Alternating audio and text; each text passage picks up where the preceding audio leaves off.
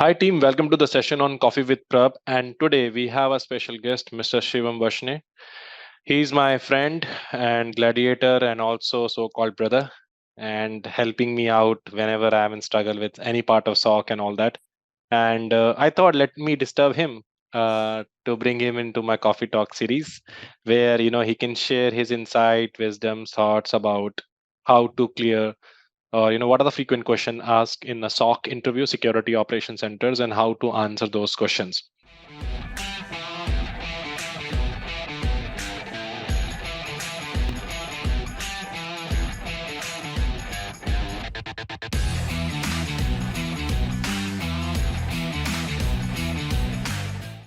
When it comes to Shivam is already CISSP in, and he basically part of a lot of SOC projects and all that, and he carry a 10 year of experience in the SOC. So I'm sure he took a lot of interviews also where he asked several questions from interviewer, and based on that experience and all that, I invited him in this particular sessions, and I'm sure it will be a great informative sessions will be there because by this video a lot of freshers who are looking for a job in SOC, they get the insight about how to answer those questions.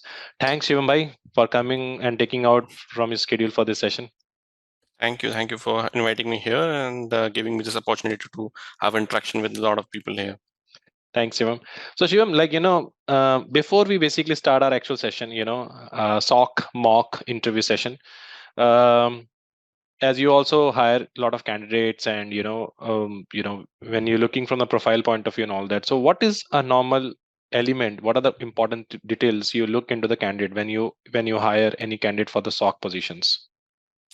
The candidate must have good understanding, and if he could have a good communication skills, as well as he can understand and say fit into the team environment. Whether he or she can fit into the team environment, it will be very easy for them to communicate and navigate through all other different sort of roles and responsibilities that we are looking forward for them. So this is the main element which we are looking for.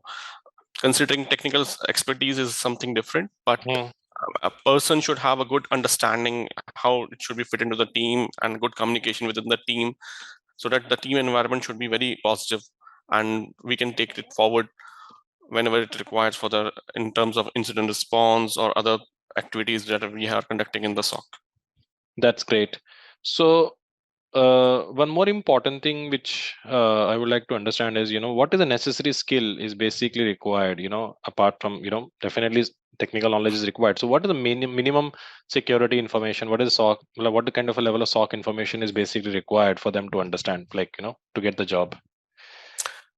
Well, if I had to talk about the skill sets, or you can say the understanding, this the candidate should have an understanding of the logs. They should understand what all security and technologies we are having in the industry. What is firewall, what is IDS, what is IPS, antivirus, EDR, all sort of technologies. And they also need to understand that if they will be provided with a certain sort of training or something, how well they can ingest and how well they can come up with the training, and how apart from this they must be able to understand and manage the alerts. They must have that capability to resolve incidents, analyze incidents, and propose actions based on the incident. For example, if certain virus detection is detected in the environment, they must know how to investigate it with the help of logs, what all tools that they need to investigate and look out for all sort of logs and investigation purpose. And how would they recommend, like, what needs to be the recommended actions for the concerned teams as well as the user to refrain from all sort of for the future, you can say, issues, or you can say coming back to the same virus or malware into the system. Great. So my question, like, what are the frequent questions basically asked in a SOC interview? So I thought let's start with the first part of that because, and thanks for the great insight you have shared, Shivam, and I'm sure it can be very useful for the people. So normally the first question which is normally asked in any SOC interview, I think, can you explain what is SOC and what are the main functions areas of the SOC? So how you basically answer? What is your recommendation for the people to answer that question? Well, first of all, many people don't have a proper understanding of SOC. They keep on getting confused or having a misconception about like what is SOC. So let me just explain you in very simple terms. So SOC, first of all, stands for Security Operations Center. A SOC or Security Operations Center is a centralized unit that deals with the security issues of the organization as well as the technical issues. For example, any sort of threats that they are detecting, okay, that are targeting towards the entity.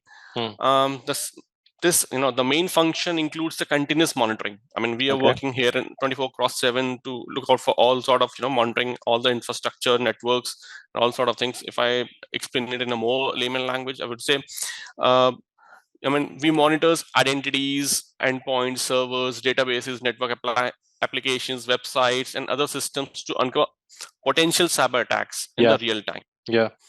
So they also, I mean, like we also do a lot of proactive security work by using the latest threat intelligence, so that we are stay current on threat groups and infrastructure things. So this is basically what we are doing in a SOC.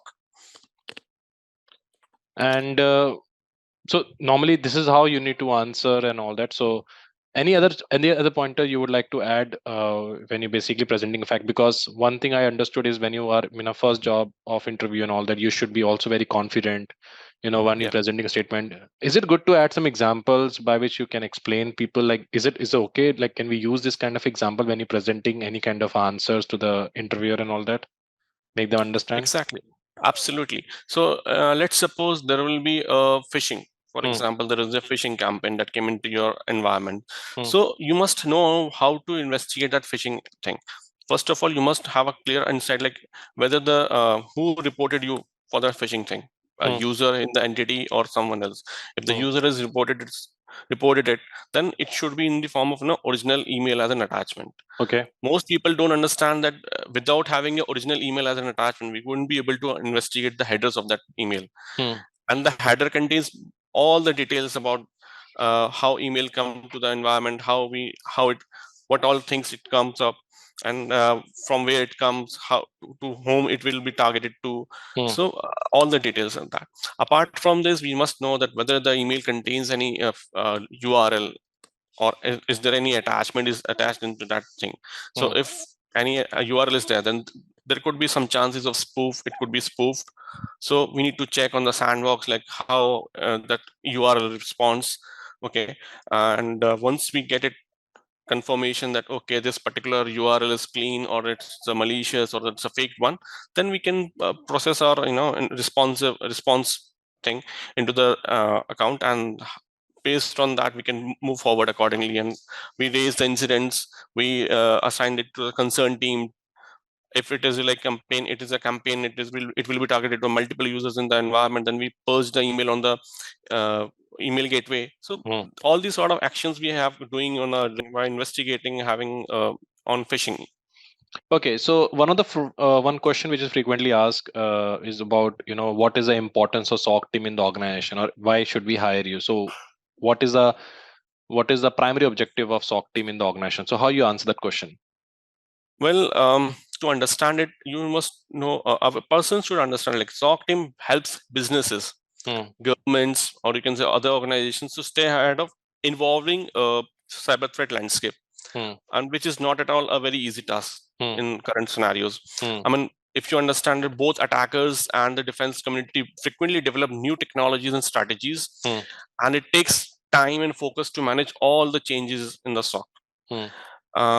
I mean, even you can say a SOC team uses all its knowledge and of the broader cybersecurity environment, as well as the understanding of internal weaknesses of the organization and business priorities, so that they can develop a security roadmap that aligns with the long-term needs of the business or the entity. I mean, which basically wants to target which aligns with the business, you can say, their mission and objective. Because without having the clarity over the thoughts, what all objectives need to be fulfilled, they won't be able to do anything in a proper way. Understood. And one thing I want to add here is, team, whenever you basically answering any questions to the interviewer and all that, please understand and listen the question carefully. because if you're going to misinterpret different and giving a response, that can be also a negative impression. So thanks Shivam for addressing this basically questions in more effective way. So Mm-hmm. my next question is, what is basically so I missed one of the question is, introduce yourself. Okay, I think where the people get in trouble and all that. So what is the suggestion? Okay. Like if I ask you this question, how you introduce yourself? Yeah. Okay, so I'll just start by giving a brief about myself so Hmm, that everyone can know about myself. hmm, So I started my journey with the networks into this information security field. Then I hmm, went into the red team as an offensive player, where I started doing vulnerability assessments, penetration testing, hmm, all sort of activities like this. Then I considered myself that okay, I have spent a substantial amount of time in this one side of the domain. hmm, So I thought, why not explore something new, some new challenges? So I decided to move on to the defensive side. hmm, That is the other side, which is a blue team. hmm, So that is what brought me this. What brought me into this field of SOC, where I did explore multiple different sort of services of hmm. SOC, starting from the incident response, digital forensics, threat intelligence, threat hunting, and so on. So it's a very vast field, and yet I'm exploring and looking out for new opportunities to move on. So is it okay to add some hobbies in your question, or what you called um, about your personal details in an interview, like my favorite hobby is this, my objective is this, or my objective is that. So is it okay to add this kind of elements, or can we ignore that? We can add it, but it should not target something which is not relevant with your domain. I mean, Hmm, it will be easy. It will be good if you can have some hobbies which are relevant to your domain. For hmm, example, if I see, I normally used to add threat intelligence on a daily basis, like what all things are happening in the environment, and how our industry is getting evolved with the new technologies, and how we can use it in our stock. So my hobby is just to look out, like browsing internet, what all new technologies, what all new things are in the market in terms of SOC and defensive and offensive side. hmm. So all sort of things should be very helpful for an interviewer to judge like what all your mindset is actually. So my next question for you is, is normally asked the candidate is, what is the role of a SIM system in a SOC? Um, if I say that a SIM is a very plays a very crucial role in SOC. I mean, we can also say that SIM tool is a very basically designed considering the needs of a SOC environment. What it actually do, since SOC is a centralized unit and it requires some tool to extract data for all the infrastructure for analyzing. Hmm, So SIM tool, what it actually do, it collects and aggregates log data generated throughout the organization technology infrastructure, hmm. from network devices to servers. This data is then analyzed and correlated to identity potential security incidents, threats, and vulnerabilities with the help of rules created within the SIM tool. Okay. So this is how SIM helps us. Whenever you find any match with this rules that you have created, you get an alert.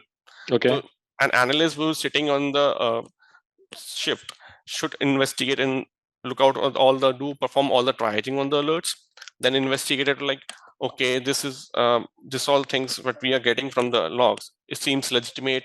If it is not, then he will do all sort of further investigation. Okay, what all details we are getting from other logs as well.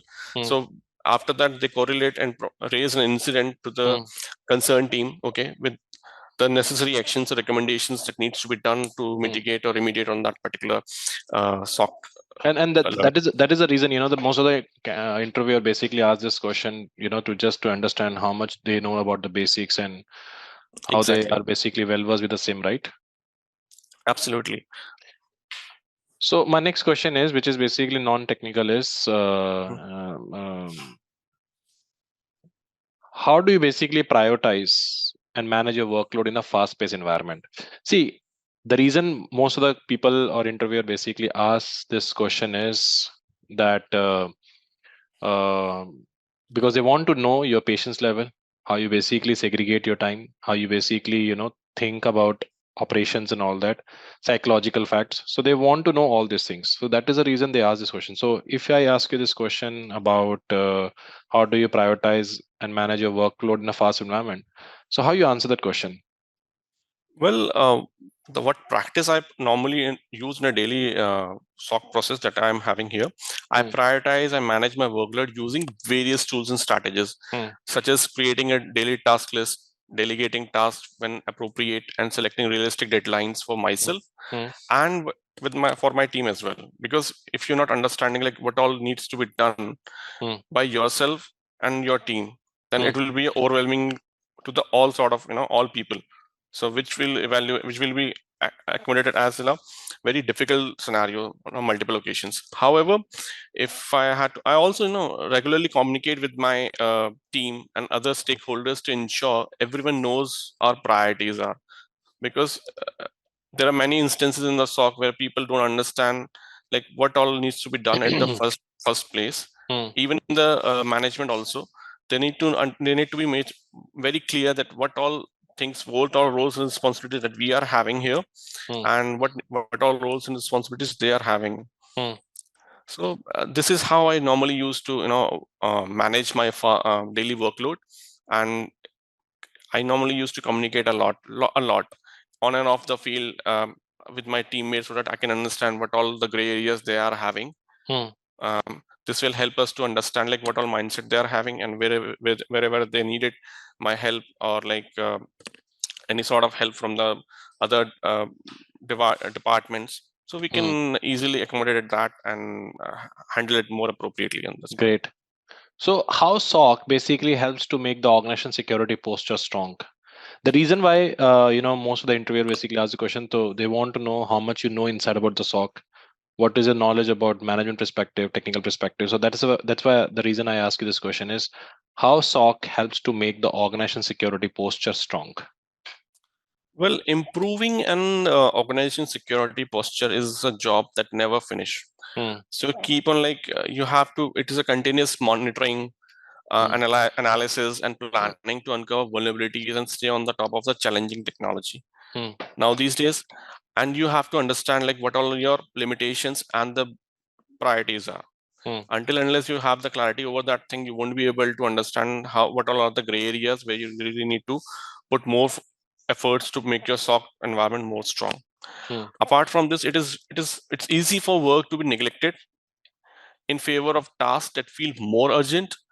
But as I said, a centralized SOC helps ensure processes and technologies are continuously improved, reducing the risk of successful attack. I mean, since we are working 24/7, okay, so we are continuously monitoring all the attacks which are conducting or targeting towards the entity in a real time. So we are investigating it, we are responding it on the real time. This is how we normally used to handle all sort of we are helping businesses to stay avoid from all sort of attacks, and inform them on a very first notice that what all things we are observing some sort of attacks. So they need to be very clear that what all controls need to be put to avoid or to reduce the minimize, or you can say minimize the effect of that attack. Great. Yeah. So my next question will be, which is basically a very good question, which is common question, is how to build an effective SOC in the organization. Well, to build an effective SOC requires understanding the needs of your organization as well as your limitations. Once these needs and limitations are understood, you can begin applying the following best practices. But before applying these practices, what I normally used to do, I used to divide in 3 parts: people, process, and technology, so that it will be easy for us and the management to analyze which all gray areas we need to focus on more. So if I'd say that, I mean, to build an effective SOC, you need to have a very good team. I mean, that's why I would say choose your team carefully. I mean, the effectiveness of SOC is reliant on the team members you choose. They are responsible for keeping your system secure and determining which resources are needed to do so. Apart from this, even when choosing, you need to include members that cover a range of skill sets that we have already discussed previously as well, and expertise, who can monitor systems, understanding of logs, you can say who can manage alerts, they have a capability to resolve incidents, they have a capability to understand and analyze incidents, and perform proper actions and give proper recommendations to concerned teams so that they can do whatever is required to remediate this attack. So how important is a metrics for the organization? I think it's very important because until unless you have a clarity, you have a matrix, you won't be able to know what all needs to be done on which phase of Correct. incident. So Correct. you have if you have the clarity over that thing, it will be easy for everyone to look out, like if there will be any crisis or any incident happen, so you know where to head towards. Okay, that's great. This So, gives more clarity over this. So my next question is about what is the goal of SOC team? What is the goal of incident response team? In the organization. Well, in any SOC, the idea, or you can say, the idea is to just prevention. So we can say that prevention is the goal, and detection and response are the reality of SOC environment. Okay. So whatever we can put all the controls in the environment to prevent any sort of attack or any sort of vulnerability in the environment. But still, if there will be any attack happen which bypass this controls, which is not detected by this thing, the SOC team detect it and take necessary actions and responses to that particular incident accordingly. Great. Yeah. So my next question is basically the top challenges faced by a SOC team as a manager, as a team lead, as an analyst. Well, there are too many challenges, but as I've discussed earlier, that I normally used to divide those in, again, the three factors: people, process, and technology, which helps me to understand like where is the gray area and how we can address them.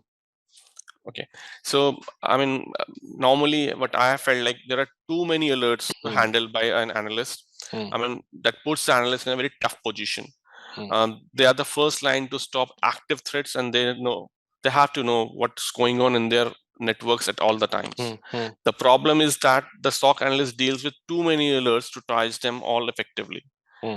Most security teams that I have discussed with, they say that the critical alerts are being missed because of this overwhelming of a lot of alerts, which fuels work frustrations for analysts.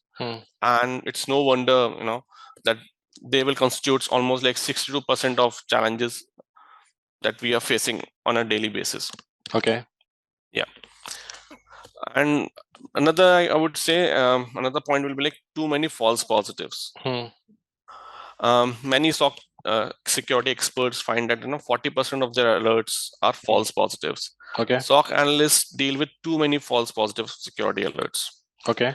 It's very tedious, sift through all the noise and find the real threats, which means SOCs are missing out on critical opportunities to stop threats easily.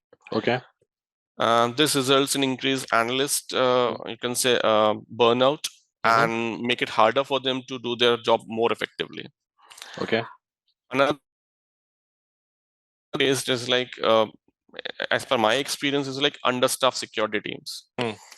Since cybersecurity industry are currently dealing with the crunch of this security operation analysts, who have the good understanding and skill sets to handle and manage the alerts. They don't know. I mean, we are seeing that a lot of training is required to make them more sufficient, to make them more responsive when there will be requirement of these SOC alerts that come into the real-time environment. Okay. And since the dynamics of this threat landscape are changing very frequently, so they need to be upgraded with the new technologies and new sort of logs types and all sort of investigation things more frequently. So this is one. These three are most prominently we are facing here.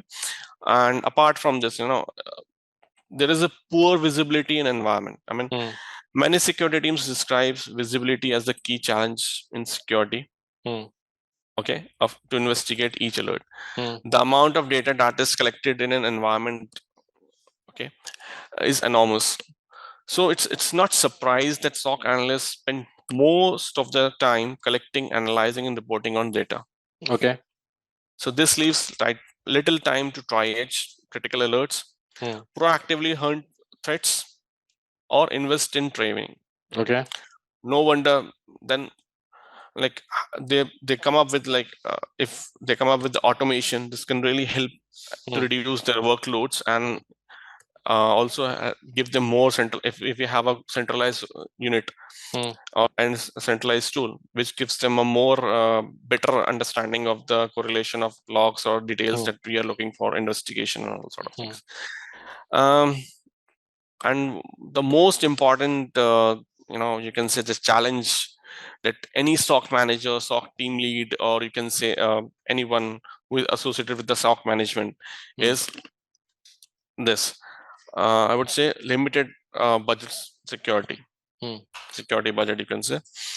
I mean, even amid expensive, damaging cyber attacks, security teams still struggle with limited budgets. Understood. Yeah.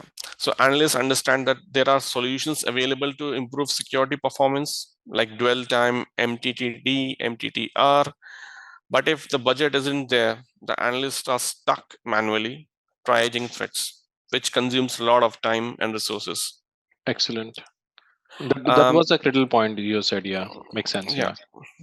So I mean, security teams needs to be able to track metrics and pull reports to demonstrate value. However, there usually isn't enough time or enough existing capabilities to do this more effectively, because all the analysts who are doing the things more manually, they got exhausted, they got overwhelmed, they got exhausted, they got frustrated while managing all sort of alerts more effectively. And until unless the analyst mind is clear, they won't be able to do things more effectively. I mean, you can say more clearly. If you put everything on the same amount of time, then they won't be able to perform their regular duties. That's as well. great. So SOC analysts are up again, like you can say, deep of alerts. Considering the size and scope of SOC, security analysts often have their hands full of, with large volume of data and alerts to sift through. However, the right tools and processes in place could help SOC team to tackle these challenges head on, and in turn enabling them to protect their organizations. Still, I mean, if you have good budget, then you can choose very good tools which can reduce their workloads and make them work more effectively. At the end of the day, we want to have more effective environment, getting mature day by day. So to do all these sort of things, we need a good budget from where the management is not looking, or you can say, very good eyes on that part. And so my last question is basically, which is a very frequent question asked by the interviewer: why do you want to change your job? And this is, see here, team, you need to see how you diplomatically give the answer. Okay, make sure you should not give anything negative in the statements and all that. So it should be a combination of balance. So why you want to change your job? Well, and what is your recommendation when you're giving this statement? Okay, so I believe that I just forgot to mention a few points at when I'm discussing about myself. That I have a very big, I have a habit of exploring things and exploring a lot of things, getting into the new things, which brought me into this particular interview, where I am basically looking for a change from what I'm doing. Since I've been working in the environment, multiple environments, different segments of industries, and having a good understanding over the different domains of information security, now I'm looking forward to move with some different challenges. And being static in the same environment is not my style. So I'd like to move dynamically and explore new things, new technologies, new opportunities, new challenges, which gives me boost to understand like how I can handle more difficult scenarios, more difficult situations in a different environments. Since I have been working in multiple segments, I've learned a lot. Maybe if I can help using my experience to help other entities to work it out. That is a good point you said, and glad you shared this pointer in this particular thing. So any other recommendation you have how to identify these patterns and all that? Well, I would say that you should be very clear, like what all needs to be done. You should have a clear roadmap of your career that what you really need to do. For example, if you want to, since cybersecurity having a multiple domains, so you need to be very clear like which domain you want to go for, what interests you the most, and then only you can choose and move accordingly. If you want to switch in between, you have the opportunity to switch, but you should have to invest a lot of time and efforts to understand how things are moving, how dynamics of threat landscape are working on. You need to have the understanding how technologies are moving in a very dynamic pace. So considering all sort of things, all sort of these facts, I think it will be a better opportunity for everyone to look forward for the cybersecurity domain. And I would say, I mean, if you are, if one day you'll be in a very good space, if you have more understanding on working on the same environment, so that you can have a more experience and you can guide the people along with that accordingly. Excellent. Thanks, Shivam. And this was really a great, insightful sessions. And really, it's really worth it. I'm sure when this video goes live on YouTube, it will give a lot of learning to the people who looking for their first opportunity in the SOC. I hope so. I hope so for that. And thank you, Prabh, for giving me this opportunity to come up and go share my views and points with the people who are looking forward for cybersecurity domain and wants to establish their career in this domain.